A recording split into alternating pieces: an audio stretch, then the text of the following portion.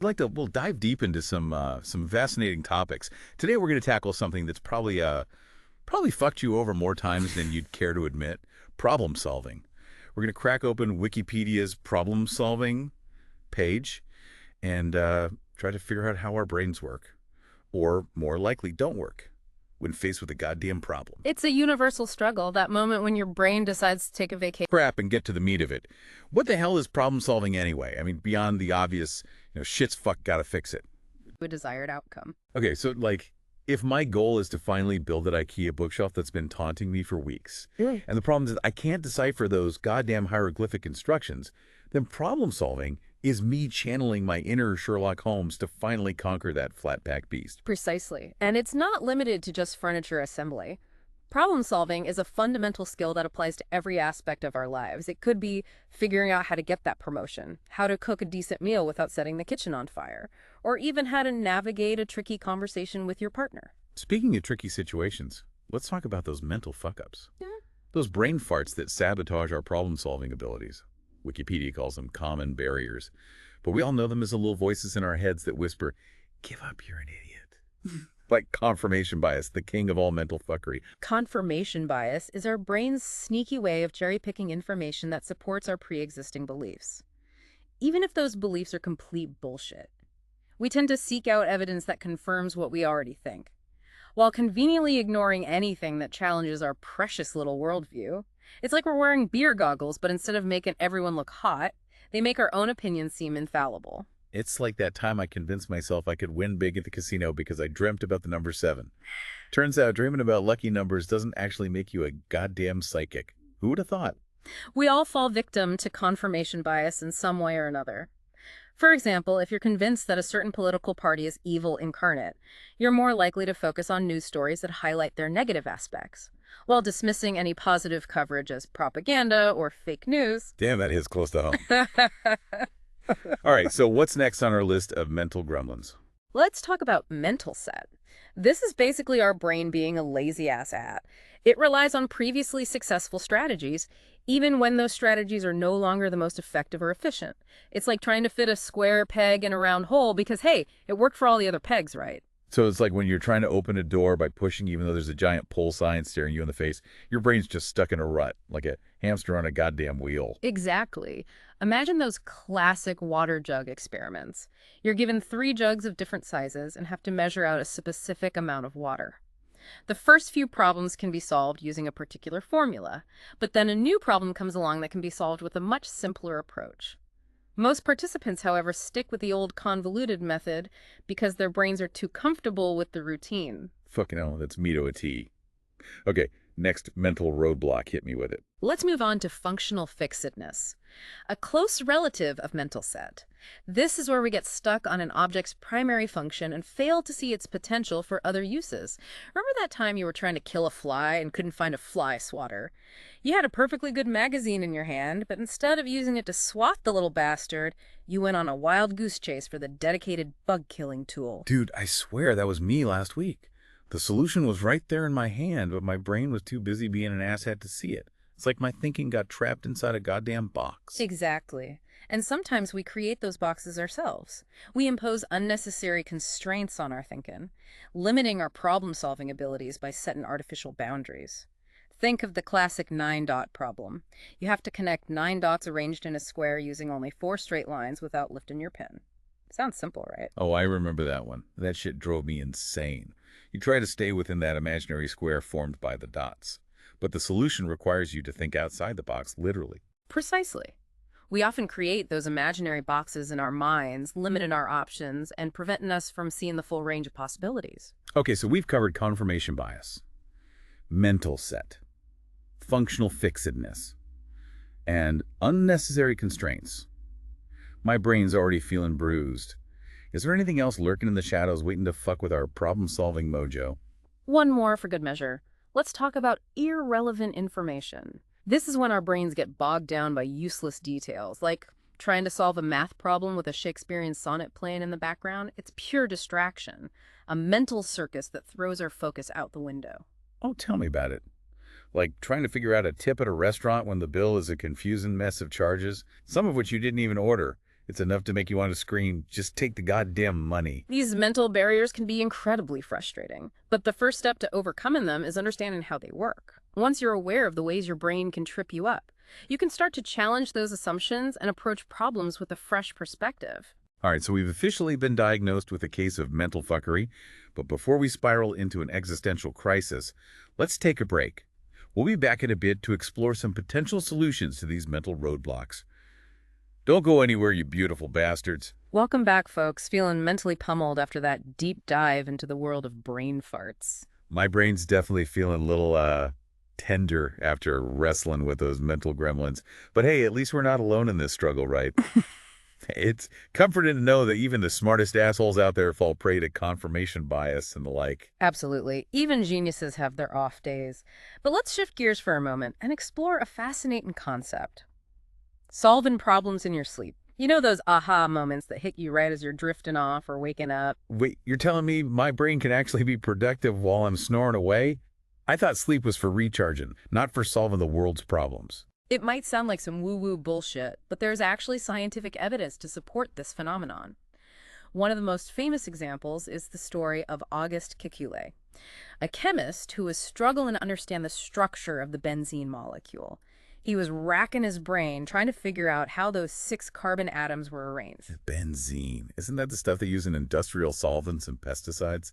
Sounds kind of sketchy. Well, yes, it has its uses and its risks. But back to Kule, the dude was obsessed with this problem. He was so consumed by it that he apparently dozed off in front of his fireplace one evening and had a rather vivid dream. Okay, here's where it gets interesting. Tell me he didn't dream about a giant talking benzene molecule. Not quite. But in his dream, Kekule saw these snake-like chains of atoms twisting and turning. Suddenly, one of the snakes bit its own tail, forming a ring, and bam!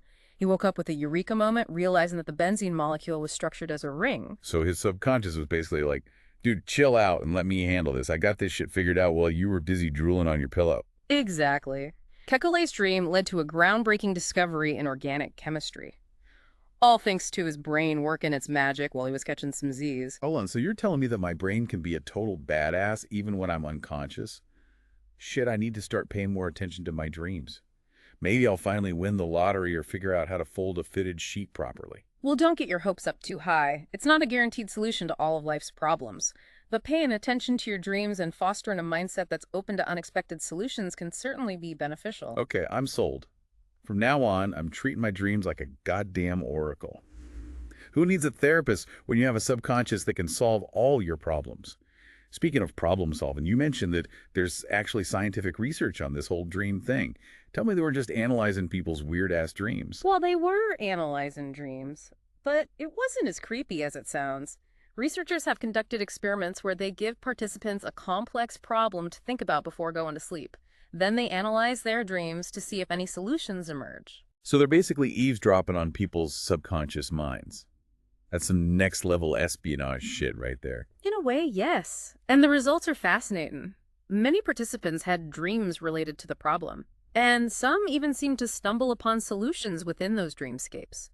The interesting thing is that most of them didn't consciously remember how their dreams had solved the problem. So their brains were like, yeah, we figured it out, but we're not going to spill the beans. Just trust us, we're brilliant motherfuckers, even when you're drooling on your pillow. Pretty much. Our subconscious minds work on a different level, independent of our conscious awareness. And sometimes those solutions just bubble up to the surface even if we don't remember the journey that got us there. All right, brain, you sly dog. Yeah. I see you working your magic behind the scenes. Yeah. This whole concept of dream-based problem solving is pretty mind-blowing. It's like we have these secret weapons hidden within our own minds just waiting to be unleashed. Exactly. It speaks to the incredible power and complexity of the human brain. We have this vast reservoir of creativity and problem-solving potential, but we often limit ourselves with our conscious doubts and fears. Okay, so we've tackled mental barriers and explored the trippy world of dream-based problem solving. But I'm guessing there's more to this story, right? Don't tell me those brainiac researchers just stopped there. Of course not. The world of problem-solving research is a vast and ever-evolving landscape. And as with any field of study, there are different schools of thought, different approaches to understanding how our brains grapple with challenges. Oh, this sounds like the setup for some serious academic drama.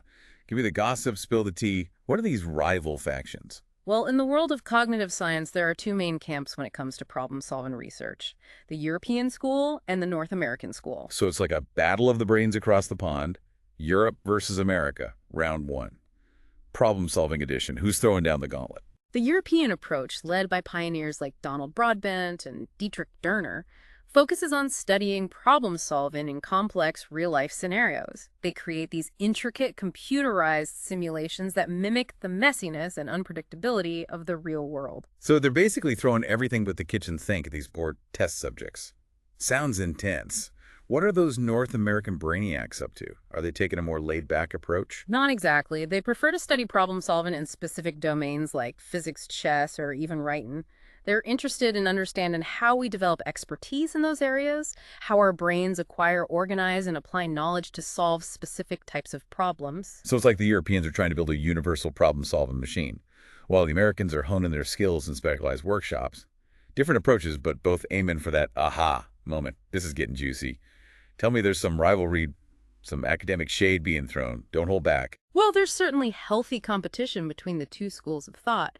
Each approach has its strengths and limitations, but ultimately they contribute to a more comprehensive understanding of how our brains solve problems. It's like having two different maps of the same terrain. Okay, that makes sense.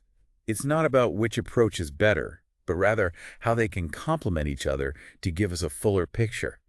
So we've got these European researchers building elaborate simulations and the North Americans dissecting the minds of experts. It's like a tag team match with both sides bringing their A game to crack the code of problem solving. And it's a code worth cracking. Understanding how we solve problems is essential for everything from personal growth to scientific advancements. It's at the heart of human ingenuity and innovation. Well, folks, we've journeyed through the treacherous terrain of mental barriers, explored the dream realm, and even witnessed the intellectual showdown between Europe and America. My brain is officially fried. Time for a mental cool down before we wrap up this problem-solving extravaganza. We'll be back in a flash. Don't touch that dial, you beautiful bastards. All right, you magnificent bastards, we're back for the final round of our problem-solving deep dive. We've wrestled with those pesky mental barriers, taken a trip to dreamland, and even witnessed the intellectual showdown between Team Europe and Team America. So what the fuck have we learned from all this brain-bending madness? Well, we've learned that problem solving is a multifaceted beast. It's not just about logic and reason, but also about intuition, creativity, and even a bit of subconscious magic. Yeah, it's like our brains are these weird, wonderful, and often infuriatingly unpredictable machines. We've got those biases and mental shortcuts that can trip us up, but we also have the potential to tap into some serious problem-solving superpowers. The key takeaway here is that understanding how our brains work, both the good and the bad, is crucial for becoming better problem solvers. Right, so it's not about eliminating those mental barriers entirely. It's more about recognizing them when they pop up and learning to navigate around those fuckers. Exactly. And remember, folks, problem solving isn't just about finding the right answer. It's about understanding the problem itself, challenging your assumptions, and exploring different perspectives. It's about being adaptable and open to new ways of thinking. It's like that saying, if you're only using a hammer, every problem looks like a nail. Sometimes you got to ditch the hammer and pick up a screwdriver or a wrench, or maybe even a goddamn chainsaw. Precisely. The key is to have a diverse toolkit of mental strategies, and to be willing to experiment until you find the right approach for the problem at hand. So the next time you find yourself staring down a problem, remember that you're not alone in the struggle. We're all battling those mental gremlins, trying to make sense of this chaotic world. And remember, sometimes the best way to solve a problem is to simply step away from it for a while.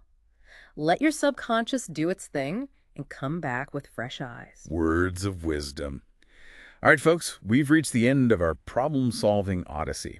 I hope you're walking away with a little more insight into how your own brain tackles those pesky challenges, and maybe you'll be a little more forgiving of yourself the next time you find yourself stuck in a mental rut. Absolutely. Give your brain a break. It's doing its best even when it feels like it's sabotaging you at every turn. And remember, sometimes the best way to solve a problem is to simply crack open a cold one, put your feet up, and let the world figure itself out for a while. Until next time, you beautiful bastards, keep those brains buzzing and those problem-solving skills sharp. Peace out.